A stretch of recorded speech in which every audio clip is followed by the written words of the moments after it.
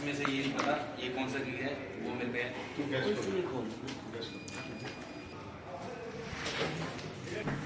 अच्छा ये है सर। इस तरीके का रहेगा दूसरा same room same similar room है दोनों। वॉशरूम भी है ना इसमें? अटैच्ड। Very good.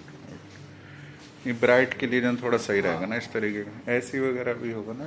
एसी वगैरह सब लगा हुआ है सर, वो कोई नहीं है। अभी गर्मी होगी तो तब चलेगा। अब तो खैर हाँ वो जरूरत नहीं पड़ेगी मेरे। हम लोग इसलिए चला के रखेंगे रूम।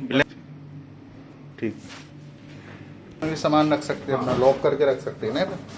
नीरज अच्छा